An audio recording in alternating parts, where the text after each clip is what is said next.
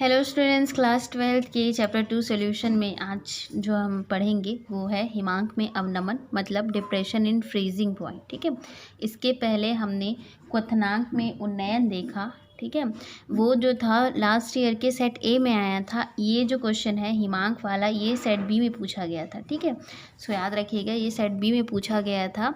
Question ये था कि हिमांक में अवनमन से आप क्या समझते हैं, ग्राफ द्वारा समझाइए। ठीक है, क्वथनांक में भी सेम पूछा गया था कि क्वथनांक से आप क्या समझते हैं, ग्राफ द्वारा समझाइए, और हिमांक में भी ऐसे ही कुछ पूछा गया था। ठीक है, तो देखिए हिमांक किसे कहते हैं, सबसे पहले ये देख लेते हैं।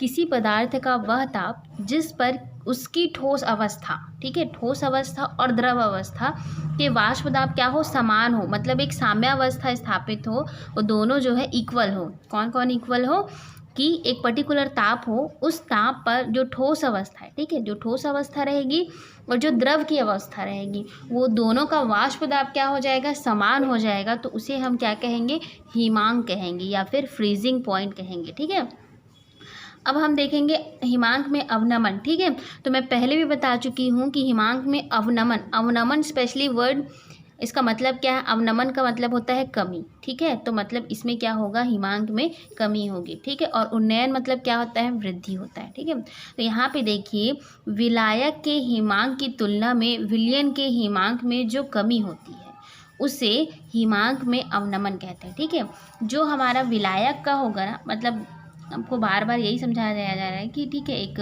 विलायक है, एक विलेय है, उससे दोनों को मिलाकर क्या बनाया जाता है, विलयन बनाया जाता है। ठीक है, तो यहाँ पे ये जो विलायक का जो हिमांक होगा, ठीक है, ये क्या है, विलायक, ये क्या है, विलेय, और ये क्या तैयार होगा, हमारा विलयन। ठीक है, तो क्या कहा जा रहा है, विलायक के हिमांक की तुलना में विलयन के हिमांक में क्या होती है, कमी आती है। ठीक है, मतलब जितना हिमांक इसका रहेगा, ठीक है, उससे भी कम किसका रहेगा, इसका रहेगा। ठीक है, ये क्या हो जाएगी, हिमांक में यहाँ पे क्या हो जा रही है, कमी हो जा रही है। ठीक है, विलयन के हिमांक में कमी हो जा रही है, इसी को क्या कहा जा रहा है, हिमांक में अवनमन। ठीक है, अवनमन मतलब कमी। ठीक है, बहुत इजी है। तो हिमांक में अवनमन को हम किससे शो करते हैं, डेल टी एफ से शो करते हैं। ठीक है, तो क्या हो जाएगा, del T F is equal to, del T F मतलब हिमांक में अवनमन। ठीक है, टी नॉट एफ मतलब क्या होता है, विलायक का हिमांक। ठीक है, क्या होता है, विलायक का हिमांक, माइनस टी एफ मतलब क्या होगा, विलयन का हिमांक। ठीक है, क्या होगा, विलयन का हिमांक। इसको आपको सबको याद रखना है। ठीक है, एफ मतलब क्या होगा, फ्रीजिंग, और वहाँ पे क्वथनांक वाले में हम क्या यूज़ करते थे, बी यूज़ करते थे, बी मतलब बॉइलिंग। ठीक है, तो बहुत इजी है और सब एक दूसरे से ही कोरिलेट करते हैं। तो क्वथनांक में उन्नयन और हिमांक में अवनमन दोनों ही एक ही जैसा है, बस थोड़ा सा डिफरेंट है। ठीक है, डिफरेंस क्या है, यहाँ पे क्वथनांक में उन्नयन कहा जा रहा था। ठीक है, मतलब वहाँ पे क्या था कि विलयन का जो क्वथनांक हो रहा था वो उसमें वृद्धि होती थी। ठीक है, विलयन के क्वथनांक में वृद्धि होती थी, इसलिए हम उसको उन्नयन कहते थे। ठीक है, लेकिन यहाँ पे क्या हो रहा है, अवनमन बोला जा रहा है। ठीक है, तो यहाँ पे जो विलयन होगा, ठीक है, उसमें क्या हो जाएगी, कमी हो जाएगी। ठीक है, हिमांक में कमी हो जाएगी। अगर ये होता, ठीक है, क्वथनांक में उन्नयन, तो हम यहाँ पे क्या बोलते कि विलयन के क्वथनांक में वृद्धि हुई है। ठीक है, तो ये बहुत सिंपल है, आप दोनों को एक साथ कंपेयर करके पढ़ोगे आराम से, तो ठीक है, आप दोनों आपको दोनों चीज़ें जो है बहुत अच्छे से कॉन्सेप्ट क्लियर हो जाएगा। ठीक है, तो ये इतना हो गया। अब देखते हैं हम इसका ग्राफ। ठीक है, तो ये है ग्राफ, इधर पे टेम्परेचर है और इधर पे वाष्प दाब है, वेपर प्रेशर है। ठीक है, अब देखिए यहाँ पे कोई पॉइंट है ए, बी और सी, यहाँ पे क्या है, ये विलायक के लिए है। ठीक है, तो विलायक जैसे जैसे इसका देखिए टेम्परेचर जो है लो होते जा रहा है इस साइड पे। ठीक है, ये कम होते जा रहा है, और यहाँ पे जो ई वाला पॉइंट है इसको हम क्या माने हैं, विलयन का हिमांक माने। ठीक है, ये जो था विलायक के लिए है ये वाली लाइन, और ये जो है ई से लेके डी एक जो कर्व बना है, ठीक है, वक्र बना है, वो क्या है, विलयन का हिमांक है। ठीक है, तो यहाँ पे देखिए, यहाँ पे क्या है, विलायक, ठीक है, जो शुद्ध अवस्था में। ठीक है, तो इसको हमने क्या नाम दिया, विलायक का हिमांक। ठीक है, टी नॉट एफ। ठीक है, यहाँ पे ये जो है लाइन खींच दी। उसके बाद यहाँ पे हमको क्या प्राप्त हुआ, विलयन का हिमांक प्राप्त हुआ। किसका हिमांक प्राप्त हो गया, विलयन का, ई से लेके डी। ठीक है, तो यहाँ पे हम एक लाइन खींच देंगे जिससे हमको क्या प्राप्त हो गया, ये जो है विलयन का हिमांक है। ठीक है, अब देखिए आप कि ये इधर से इधर जा रहा है, ठीक है, मतलब टेम्परेचर इधर तो बढ़ता है, इधर क्या होता है, कम होता है, ठीक है। इसका मतलब क्या है, ये क्या है, विलयन है। इसका मतलब क्या है कि विलयन के हिमांक में क्या हो रही है, कमी हो रही है, ठीक है। इसलिए हम जब डेरिवेशन लिखते हैं तो डेल टी एफ बराबर क्या लिखते हैं, T not F minus T F, ठीक है। तो ये जो टी एफ है मतलब विलयन का जो हिमांक है किस में जा रहा है, माइनस में जा रहा है, मतलब इसमें क्या हो रही है, कमी हो रही है, ठीक है। तो इस तरह से आपको इसके भी ग्राफ में 2 पॉइंट्स लिखने हैं, और वो 2 पॉइंट्स आपको अगर ग्राफ समझ में आ गया है, ठीक है, तो यहाँ से देखिए ये विलायक है, और ये जो विलायक है ये ठोस विलायक में कन्वर्ट हो जाता है, ठीक है। और ठोस विलायक मतलब फ्रीज हो जा रहा है ना, फ्रीज हो जा रहा है। तो यहाँ से हमको क्या मिल जाएगा, विलयन का मिल जाएगा, ठीक है, विलयन का हिमांक। और ये जो मिल गया, अब हमको क्या मिल गया है, ठोस विलयन। तो इसीलिए यहाँ से हमने क्या कर लिया, यहाँ से पॉइंट ले लिया, ठीक है। तो अगर आपको ग्राफ जो है समझ में आ गया है तो आपको 2 पॉइंट्स बस लिखने हैं। क्या क्या पॉइंट्स लिखने हैं मैं आपको बता देती हूँ, आप बस उसको लिख लेना, ठीक है। यहाँ पे लिखोगे फर्स्ट वाले पॉइंट में, ए बी जो है शुद्ध विलायक के वाष्प दाब को प्रदर्शित करता है, ठीक है। ए बी शुद्ध विलायक के वाष्प दाब को प्रदर्शित करता है, एवं वक्र बी सी विभिन्न तापों, ठीक है, बी और सी विभिन्न तापों पर ठोस के वाष्प दाब को व्यक्त करता है। ठोस का वाष्प दाब ना, यहाँ से ये विलायक का वाष्प दाब है, ये जो है ये ठोस का वाष्प दाब है, ठीक है। इसको हम जो बिंदु बी है, ठीक है, बिंदु बी शुद्ध विलायक का हिमांक प्रदर्शित करता है, ठीक है। बस आपको जो जो ग्राफ में आपको बस उतना ही लिखना है, ठीक है।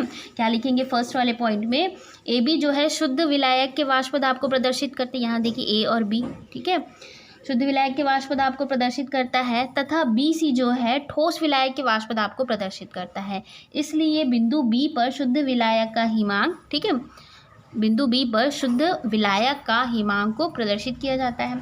सेकेंड पॉइंट में आपको ये लिखना है कि डी ई, ठीक है, या फिर ई डी, तो डी ई विभिन्न तापों पर विलयन के वाष्प दाब को, ठीक है, किसके वाष्प दाब को प्रदर्शित करेगा, विलयन के वाष्प दाब को प्रदर्शित करता है। और बिंदु ई पर हिमांक को, विलयन के हिमांक को फिर दर्शाता है, ठीक है। क्या लिखेंगे कि बिंदु डी ई विभिन्न तापों पर विलयन के वाष्प दाब को प्रदर्शित करता है, तथा बिंदु ई पर विलयन के हिमांक को दर्शाता है, ठीक है। बस आपको ये 2 पॉइंट करना है। अब जैसे कि हमने क्वथनांक में उन्नयन का निकाला था, मोलन हिमांक उसमें भी निकाला था, इसमें भी हम निकालेंगे, ठीक है, मोलन हिमांक अवनमन स्थिरांक, ठीक है। अब देखिए हिमांक में अवनमन मोललता पर निर्भर करता है, ठीक है। तो हम क्या लिख देंगे, हिमांक में अवनमन के लिए क्या यूज़ करेंगे, डेल टी एफ, ठीक है। ये प्रोपोर्शनल का साइन लगाएंगे, समानुपाती का साइन, उसके बाद किसके ऊपर निर्भर कर रहा है, मोललता, मोललता के लिए क्या होता है, एफ, ठीक है। अब हम इसके प्रोपोर्शनैलिटी के जो सिंबल है उसको हटाएंगे, ठीक है। तो क्या हो जाएगा, डेल टी एफ बराबर, जैसे वहाँ पे लगाए थे के बी, तो यहाँ पे लगाएंगे हम के एफ, ठीक है। चूँकि हम फ्रीजिंग पॉइंट के लिए बात कर रहे हैं तो क्या लगाएंगे हम, के एफ इंटू एम, ठीक है, इतना हो गया। अगर m इज़ इक्वल टू 1 हो, ठीक है, तो क्या हो जाएगा, डेल टी एफ बराबर क्या आ जाएगा, केवल के एफ, ठीक है। तो ये यहाँ पे के एफ क्या है आपको लिख लेना है, के एफ क्या है, मोलन हिमांक अवनमन स्थिरांक है, ठीक है। इसको आप लिख लीजिएगा कि जो के एफ है वो हिमांक अवनमन स्थिरांक है, ठीक है। उसके बाद देखिए हमको इससे अणुभार ज्ञात करना है, ठीक है, जैसे कि हमने क्वथनांक में किया था, इसमें भी हमको अणुभार जो है ज्ञात करना है। देख लेते कैसे निकालेंगे। देखिए हिमांक में अवनमन की सहायता से विलेय के आणविक द्रव्यमान की गणना करना है, ठीक है, या फिर विलेय के अणुभार की गणना करना है। मतलब हमको क्या निकालना है, एम बी निकालना है, बी मतलब विलेय और एम मतलब कि मॉलिक्यूलर वेट, ठीक है। कभी कभी आपको एग्जाम में आणविक द्रव्यमान या फिर अणुभार की जगह पे मोलर भी बोला जाता है, ठीक है। तो मोलर, मॉलिक्यूलर, आणविक द्रव्यमान, अणुभार, ये सारे जो हैं एक ही हैं, आपको कन्फ्यूज़ नहीं होना है, इसलिए सबके नाम को आपको सब पता होना चाहिए, ठीक है। तो हमको विलेय का आणविक द्रव्यमान की गणना करनी है हिमांक में अवनमन की सहायता से, ठीक है। तो हिमांक में अवनमन डेल टी एफ किसके समानुपाती होता है, एम की, ठीक है। मतलब ये जो हिमांक में अवनमन है वो मोललता के ऊपर निर्भर करता है, ठीक है। ये प्रोपोर्शनैलिटी का जो साइन हटाएंगे तो क्या लगाए थे हम, के एफ लगाए थे, ठीक है। इसको मान लेते हैं हम इक्वेशन नंबर 1। अब m मतलब क्या होता है, मोललता बराबर क्या होता है, विलेय के मोलों की संख्या बटे विलायक का द्रव्यमान गुणा 1000। ठीक है, विलेय के मोलों की संख्या मतलब NB और विलायक का द्रव्यमान मतलब WA इंटू 1000। ठीक है, इसको मान लीजिए इक्वेशन नंबर 2। ठीक है, अब हमको NB की वैल्यू भी निकालनी है। NB की वैल्यू मतलब विलेय के मोलों की संख्या। तो विलेय की मोलों की संख्या बराबर क्या होता है, विलेय का द्रव्यमान बटे विलेय का आणविक द्रव्यमान। ठीक है, WB मतलब विलेय का द्रव्यमान और MB मतलब कि विलेय का आणविक द्रव्यमान। ठीक है, तो NB की वैल्यू हमको मिल गई। अब इस NB की वैल्यू को हम क्या करेंगे, पुट करने पर किसमें, इक्वेशन नंबर 2 में। ठीक है, तो अब देखिए इक्वेशन नंबर 2 पे हम NB की वैल्यू को पुट कर देते हैं। NB की वैल्यू क्या है, WB अपॉन MB अपॉन क्या हो जाएगा, ये तो WA है। ठीक है, WB इंटू क्या हो जाएगा 1000, है ना। उसके बाद देखिए तो आगे क्या होगा, M इज इक्वल टू, तो M इज इक्वल टू हो जाएगा WB upon MB into 1000 upon WA।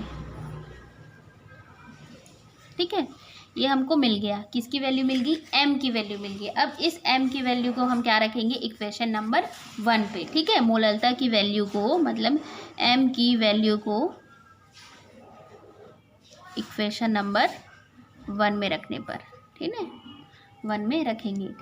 तो हमारा इक्वेशन नंबर 1 क्या है, del T F is equal to K F into M. ठीक है, तो लिख लेते हैं del T F is equal to K F into मतलब गुणा क्या हो जाएगा, m की वैल्यू। तो क्या क्या है m की वैल्यू, WB इंटू 1000 अपॉन क्या है MB इंटू WA। ठीक है, ये है। अब अगर हमको क्या निकालना है, विलेय का आणविक द्रव्यमान निकालना है, मतलब MB निकालना है, तो हम क्या करेंगे, MB को इधर शिफ्ट कर देंगे। ठीक है, तो MB इज इक्वल टू क्या हो जाएगा, KF into WB into 1000 upon क्या हो जाएगा, डेल TF इंटू WA। ठीक है, ये जो है हमारा निकल गया। ये भी एक इक्वेशन है। अगर आपको हिमांक में अवनमन ज्ञात करने के लिए बोला जाता है तो क्या करेंगे आप, डेल TF लिखेंगे, ये वाला जो है आपको फॉर्मूला पुट करना पड़ेगा।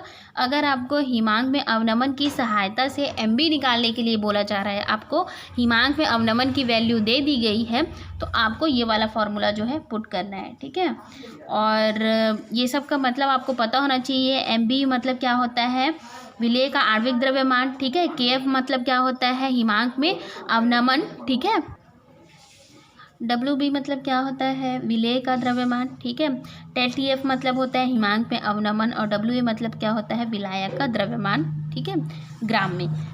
तो ये सब का आपको पता होना चाहिए, सबके नाम। और इसके अलावा इससे रिलेटेड कुछ अगर न्यूमेरिकल क्वेश्चन है तो मैं आपको बुक से ही करा देती हूँ। ये देखिए, ये जो है हिमांक में अवनमन के अनुप्रयोग, ये जो क्वेश्चन है ये मोस्ट इम्पॉर्टेंट क्वेश्चन है, ये पूछा भी जाता है, पता है, ये इंपॉर्टेंट क्वेश्चन है, इसको लिख लीजिएगा। इसके बोला जाता है हिमांक में अवनमन के कोई 2 उपयोग लिखिए। ठीक है, तो बर्फ़ गिरने वाले जगह में रोड पे क्या किया जाता है, NaCl मतलब नमक का छिड़काव किया जाता है, ताकि उसमें क्या हो जाए, हिमांक में कमी हो जाए और क्या हो जाए, वो जो बर्फ़ है वो द्रव में परिवर्तित होकर फिर वहाँ का जो रास्ता है वो साफ़ हो जाए। ठीक है, तो ये पहला है। दूसरा क्या है, हिमरोधी के रूप में एथिलीन ग्लाइकॉल का उपयोग किया जाना। ठीक है, तो ये जो है 2 आपको इसका यूज़ भी आप लोग देख लीजिएगा कि हम जानते हैं कि वाहनों के रेडिएटर में क्या होता है, जल जो है प्रशीतक के रूप में यूज़ किया जाता है। ठीक है, जो गर्म होने से बचाने के लिए उसमें क्या किया जाता है, पानी डाला जाता है ताकि वो क्या हो जाए, थोड़ा सा कूलिंग हो उसमें। ठीक है, यदि वाहन को 0 डिग्री सेल्सियस से कम ताप वाले स्थानों पर उपयोग में लाया जाए तो रेडिएटर का जल क्या हो जाएगा, फिर बर्फ़ हो जाएगा। ठीक है, क्योंकि वहाँ का उस जगह का टेम्परेचर कितना है, 0 डिग्री सेल्सियस है। ठीक है, तो इसलिए वहाँ पर पानी क्या हो जाएगा, जम जाएगा रेडिएटर के पास, तो जिससे क्या होगा, रेडिएटर जो है फट जाने का खतरा होता है। इस समस्या को दूर करने के लिए रेडिएटर के जल में क्या मिला देते हैं, एथिलीन ग्लाइकॉल मिला देते हैं, जो कैसा होता है, हिमरोधी, मतलब उसको बर्फ़ जमने से फिर रोकता है। ठीक है, तो इस विलयन का हिमांक कितना होता है, 0 डिग्री सेल्सियस से कम होता है, ठीक है। रेडिएटर के जल में एथिलीन ग्लाइकॉल की सांद्रता में परिवर्तन करके जल के हिमांक में वांछित कमी प्राप्त की जा सकती है, ठीक है। तो ये जो है आपको फिर ये जो 2 पॉइंट्स हैं उसको आपको कर लेना है, इसको याद कर लीजिए, आप इसको लिख भी लीजिए, ठीक है। पहला क्या है, बर्फ़ गिरने वाली जगह पे NaCl का छिड़काव किया जाता है ताकि उसमें हिमांक में कमी हो और बर्फ़ जो है द्रव में परिवर्तित हो जाए। दूसरा क्या है, गाड़ी के रेडिएटर में एथिलीन ग्लाइकॉल का यूज़ किया जाता है क्योंकि वो हिमरोधी है और वो बर्फ़ जमने से फिर रोकता है, ठीक है। तो आपको बस ये जो है कॉमन चीज़ है। उसके बाद आपको एग्ज़ाम्पल्स वगैरह देखने हैं। एग्ज़ाम्पल जैसे कि यहाँ पे एक ले लेते हैं, 1.00 ग्राम है, मतलब 1 ग्राम विद्युत अनअपघट्य 50 ग्राम बेंजीन में घोला जाता है, ठीक है। बेंजीन क्या है हो जाएगा WA हो जाएगा, ठीक है। और जिसको घोला गया है ये विलेय है, ठीक है, मतलब WB हो जाएगा। बेंजीन का हिमांक बिंदु इतना है, ठीक है। बेंजीन का हिमांक दे दिया गया है, कम हो गया है, ठीक है। बेंजीन का हिमांक बिंदु इतना केल्विन जो है कम हो गया है, ठीक है। तो मतलब हमको ΔTF का मान दे दिया गया है और KF की वैल्यू भी आपको दे दी गई है। बेंजीन के लिए KF क्या है, KF मतलब क्या हो जाएगा, हिमांक अवनमन स्थिरांक, ठीक है। तो उसकी भी वैल्यू देगी, हमको MB ज्ञात करना है, ठीक है। तो ये हमारा फॉर्मूला होता है MB के लिए, विलेय में आणविक द्रव्यमान के लिए, ठीक है। सबकी वैल्यू हमको दे दी गई है, बस हमको वैल्यू को पुट करना है और सॉल्व करना है, ठीक है। उसी तरह आपको ΔTF निकालने के लिए अगर बोला जाए तो 80.2 ग्राम जल में 0.520 ग्राम ग्लूकोज को विलेय करने, ठीक है। ये जो जल है विलायक है, WA है, ग्लूकोज विलेय है, ठीक है, करके एक विलयन बनाया जाता है। यदि जल के लिए KF का मान दे दिए गए 1.86 कैलोरी kg मोल -1, तो ग्लूकोज के इस विलयन के हिमांक की गणना करना है, ठीक है। तो ग्लूकोज का आणविक द्रव्यमान आपको पता होना चाहिए, 180 होता है। अगर आपको नहीं पता है तो आप तुरंत निकाल सकते हो ग्लूकोज के फॉर्मूला से, C6H12O6 से, ठीक है। ये है फॉर्मूला अपना, ठीक है। यहाँ पे हमने सारे वैल्यू को पुट कर दिया है। जो आंसर आया है, कितना आंसर आया है, 0.067 आया है, ठीक है। तो ये क्या निकला है, हमारा हिमांक में अवनमन निकल गया, ठीक है। अब विलयन का हिमांक जो है आपको दिया गया है, सॉरी, यहाँ पे जल का जो हिमांक होता है वो कितना होता है, 273 केल्विन होता है, ठीक है। उसमें हम ये जो अपना वैल्यू आया है उसको क्या कर देंगे, माइनस कर देंगे, तो हमको किसका विलयन का जो हिमांक है वो प्राप्त हो जाएगा, ठीक है। क्योंकि हमको विलयन का हिमांक की गणना करने के लिए बोला गया है, तो इससे हम क्या निकाल सकते हैं, जल का जो हिमांक होता है जो फिक्स्ड है 273 है, फिर जो निकला है हमारा ΔTF का मान उसको क्या कर देंगे हम, माइनस करके फिर विलयन का हिमांक ज्ञात कर लेंगे, ठीक है।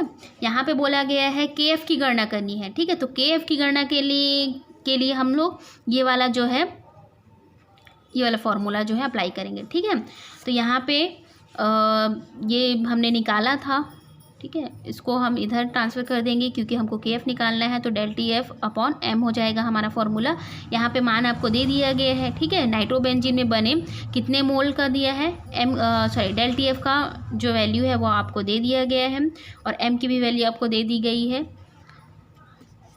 तो फिर उसके बाद दोनों को डिवाइड करके हम किसका मान निकाल सकते हैं, KF का मान निकाल सकते हैं। KF मतलब हिमांक अवनमन स्थिरांक, ठीक है। तो इस तरह से आपको सॉल्व करना है। ये कुछ एग्जांपल्स है, ठीक है। आप 1-2 एग्जांपल कर सकते हैं, अदरवाइज़ आपको सिर्फ समझना है और फॉर्मूला आपको याद रखना है, पुट करना है और सॉल्व करना है, ठीक है।